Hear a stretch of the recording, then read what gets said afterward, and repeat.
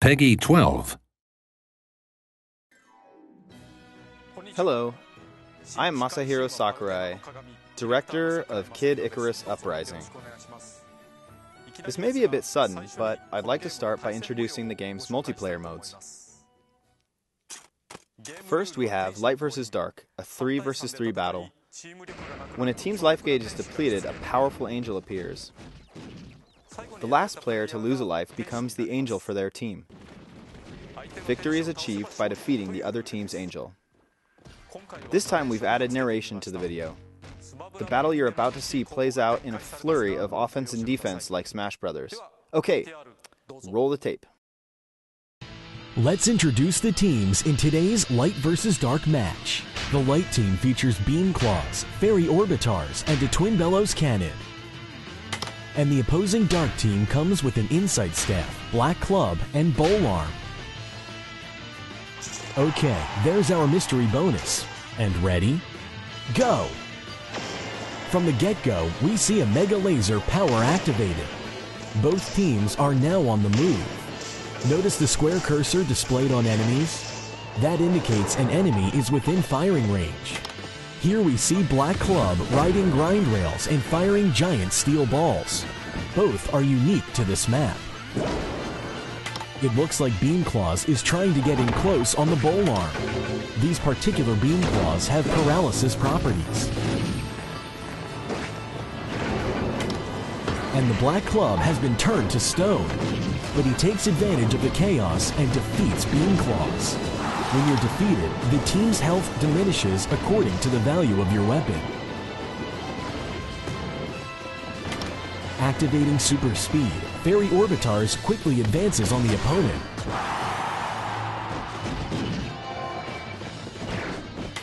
Bowl Arm has respawned and is making his way up to the central island. Twin Bellows Cannon sees an opportunity to attack.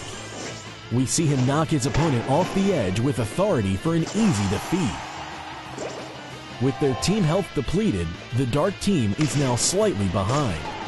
But Bowl Arm has returned for revenge, bringing the two teams even. Here we see the Insight Staff on the run. Beam Claws takes note and pursues. Beam Claws can't find him, and there he goes. He's left the scene. It is definitely in the Insight Staff's best interest to get distance on opponents. But Beam Claws takes advantage of excellent foot speed to close the gap. An opponent on a grind rail is an easy target. When your team's health is exhausted, your team angel appears. The team who defeats the opponent's angel wins. Beam Claws has been inflicted with darkness. He's temporarily blinded. He's activated a super speed power to escape the darkness. Now the Insight Staff uses Playing Dead. He escapes the scene invisible, having pretended to die. Meanwhile, Fairy Orbitars is on the receiving end of a lethal melee combo. This brings the team health to 0, which means Fairy Orbitars will appear as Pit. Notice that the team health bar is replaced by the Angel's health bar. He's in good position now to use an explosive flame power. Engulfed in flames, Bowl Arm is robbed of his health, defeated, and will now become Dark Pit.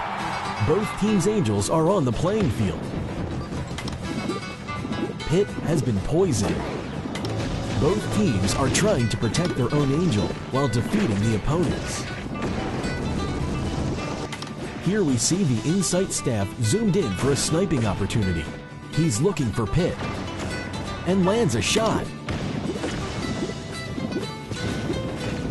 Dark Pit is taking damage from a fierce claw combo, but a Black Club shot saves him. If you're an angel, your health will decrease slightly when your teammates are defeated. The flames have worked down Pit's health to dangerous levels. He's barely hanging on. Meanwhile, Dark Pit is hiding on the central island. But here comes Beam Claws. Beam Claws turns a slash into a brutal combo.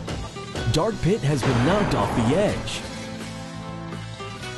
The Light team wins, courtesy of a fine finishing combo from Beam Claws. Beam Claws is awarded with a mystery bonus, a virus power. and a burst blade is awarded as well. Thanks for tuning in, everyone.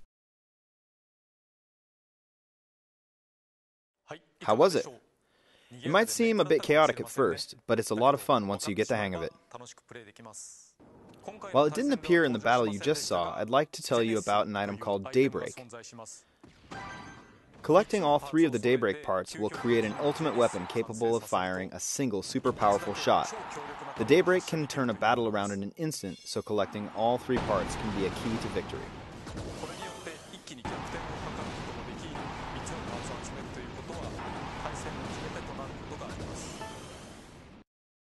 Multiplayer mode can also be played over the internet.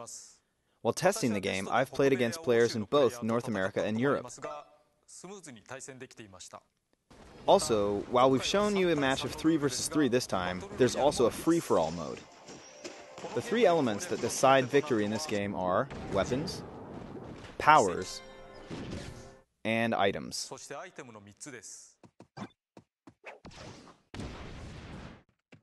Weapons in particular are so distinct, you could almost say each one is like a separate character.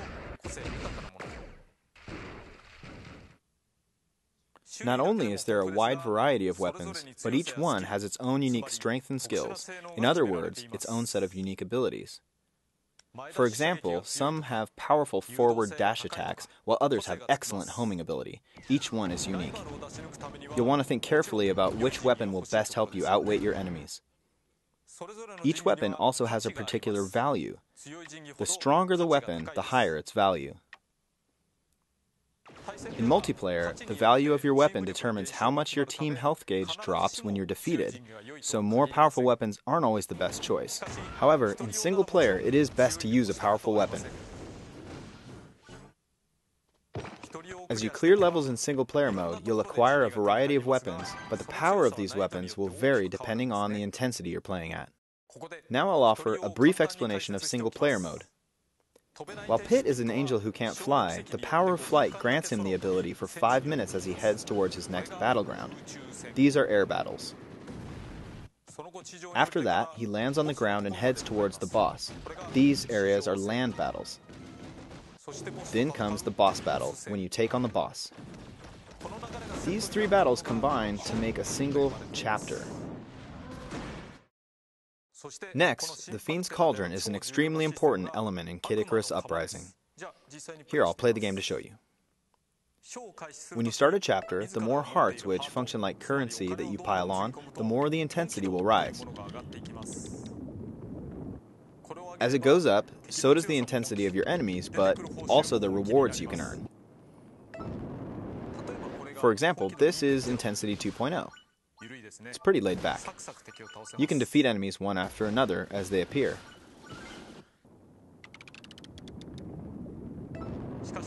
But if you set it to 9.0, the enemies are incredibly strong. This is tough.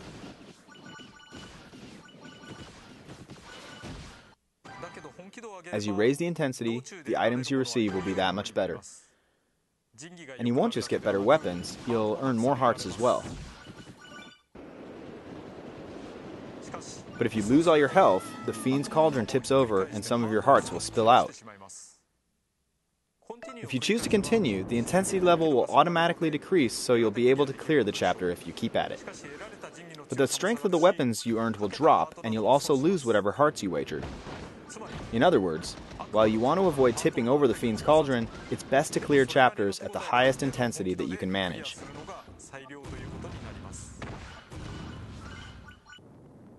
I recommend raising the intensity slowly, without taking on too much at once. You'll have plenty of time to take on chapters at a higher intensity once you've developed a strategy and learned where enemies appear. Additionally, you can lower the intensity as well. At 0.0, you're basically invincible, but you have to pay hearts. Now let me give you just a couple of tips for air battles. Basically, if you fly in a large circular pattern, you can avoid most of the enemy shots. You'll be fine if you just rotate continually like this and shoot without overthinking it. But when you raise the intensity level, this tactic won't be enough to keep you safe. At times like that, I recommend taking a break from shooting. When you're shooting, most weapons slow you down by about 75%. So there are times when it may be better not to shoot. There are some weapons like claws which are naturally faster, and orbitars that don't slow you down. Using a club is another option.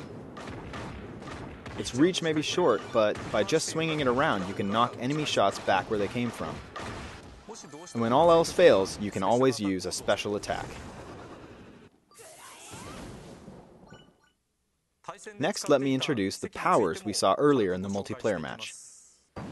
These are limited-use special abilities you can take with you, and they can be used in both single-player and multiplayer modes. In single-player, though, you'll only use them during LAN battles. Touch the icons in the bottom left corner of the touchscreen, or use the plus control pad to select and use them. When deciding which ones to bring with you, you'll have to fit them into a panel. It's a bit like packing a lunchbox. They come in all shapes and sizes, so you'll have to fit them in well. Once you've chosen the powers you want, you can tap a button to autofill the rest. In multiplayer, you can create weapon and power sets in advance, so you'll be ready to jump right into battle. I should mention, there are other ways to get new weapons. One of the more distinct ways of getting them is through fusion. Here you can combine two weapons to produce one with even greater power. When fusing weapons, some of their attributes and skills can be carried over. For example, you could fuse a short-range weapon with a long-range bonus, or create a weapon that particularly excels at melee attacks. The game also uses Street Pass functionality. Using Street Pass, you can create items called weapon gems. Weapon gems will be created from the weapons you have, and you'll exchange these gems with other people as you pass them. Creating weapon gems won't actually cause you to lose weapons. You can use the gems you got from people to fuse weapons, or receive the weapon in the gem, but this will cost you some hearts. You can also grind weapon gems up to earn a few hearts.